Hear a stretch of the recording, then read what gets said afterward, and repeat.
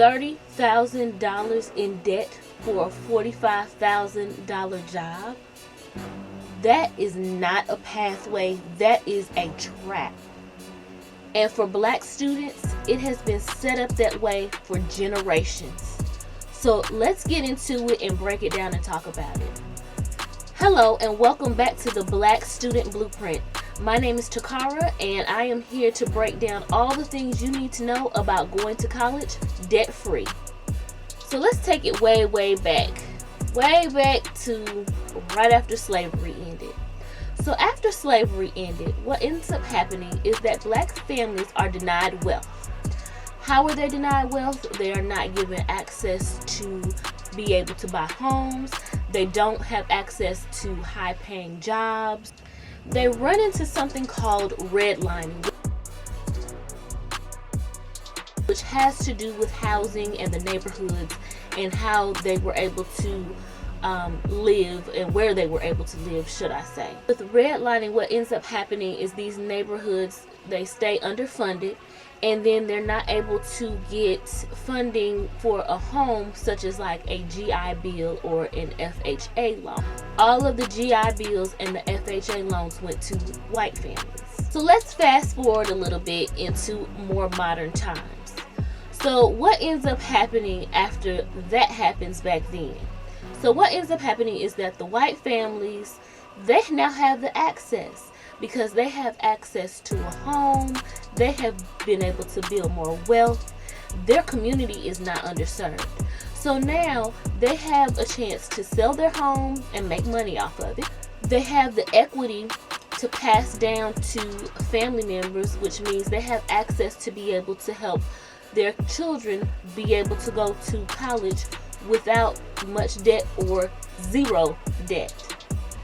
And while they're able to hand down that wealth to their family, many black families are still playing catch up financially. Let me give you a little bit of an example so that you understand exactly how this could happen and what is going on when you compare the two lives, the black families and the white families. Imagine that there are two students. We'll just say you have a black student and you have a white student. One of them, which is the white family, can get a loan, co-sign on a loan, and they also own their home. Meanwhile, the black family rents and has absolutely no credit history. Guess who's going to pay more for the same exact degree? Of course, if you've been paying attention, you would know that the black family would end up paying more for the same college degree. So let's move on to the next topic of hand that we're going to talk about, which is how student loan targeting affects black students. So black students are more prone to be offered something called a Parent Plus loan. The loan company does not do their due diligence to see if the parent is even able to pay for the loan, whether they qualify for the loan or not. Which means if the parent isn't able to afford the loan, the black family ends up having a way higher cost as far as the loan is concerned. You have way higher percentage rates and you have more debt, which means you have some of the highest balances.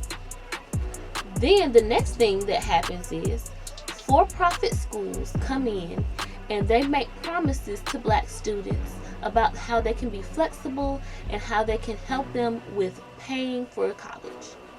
But a lot of times this leaves them in debt and with no job security. So let me give you an example of the Parent Plus loan and how it would work. A student gets into college, but they can't cover the gap, so there might be some overage that they're not able to cover when it comes to their tuition or their room and board, things of that nature.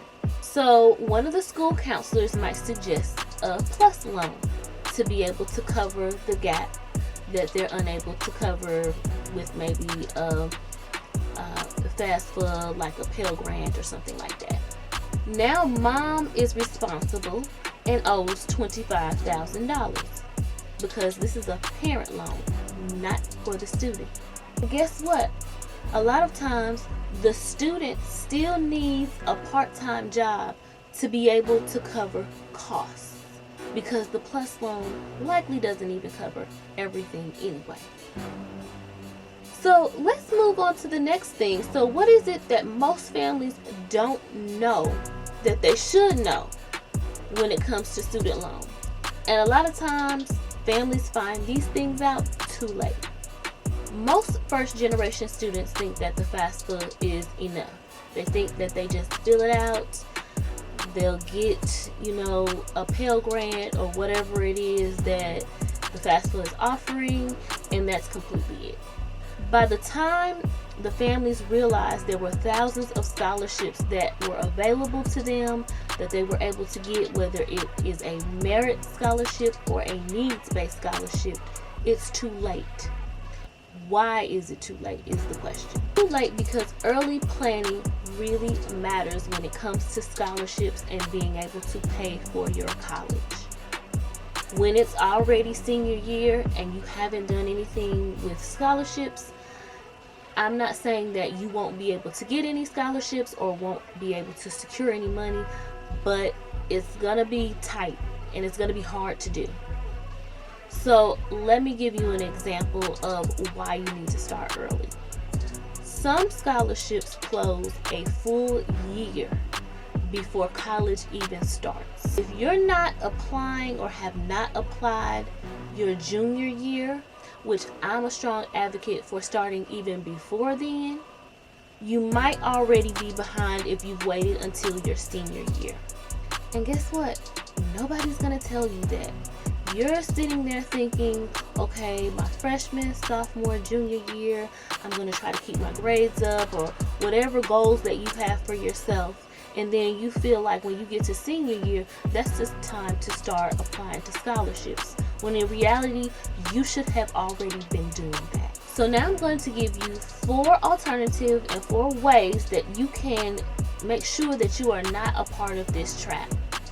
So the first thing you need to make sure you do is that you are in your 9th grade year tracking your grades, any type of volunteering that you're doing, any type of awards that you receive. You need to make sure that you are tracking those things. So writing them down somewhere, or organizing them in some type of way.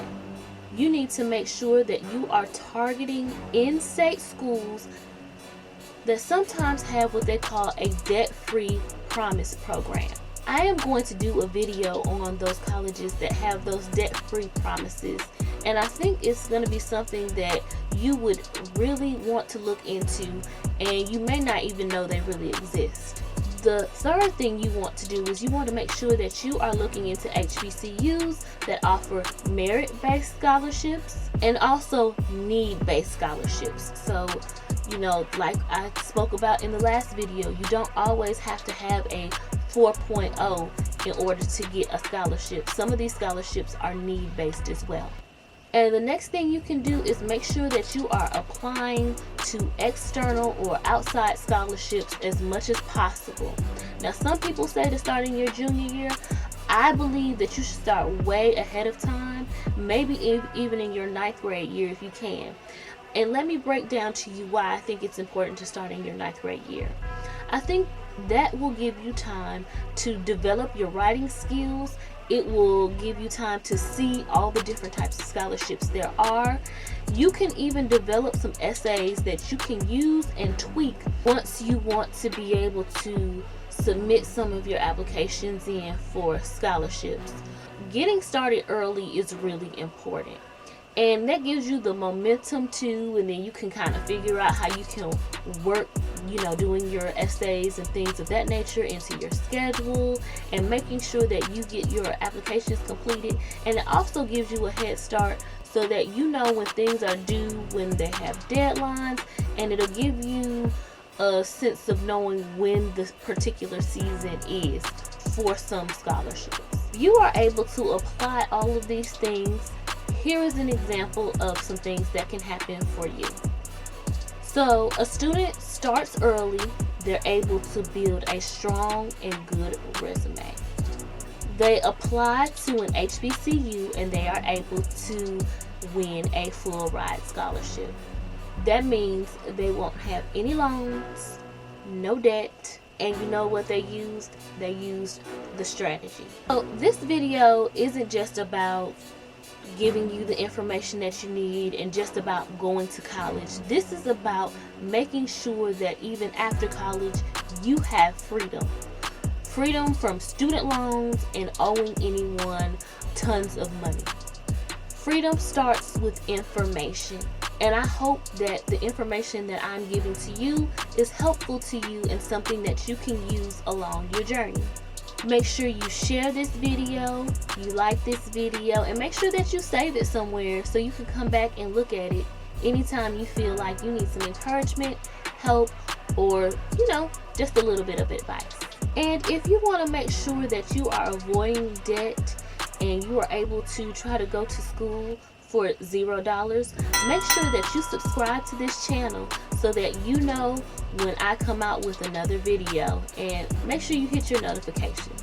I'm going to make sure that I put some resources down in the description box. If you think you want some resources to help you, make sure you click down below and see what's available for you. Thank you for watching, and we'll see you in the next video.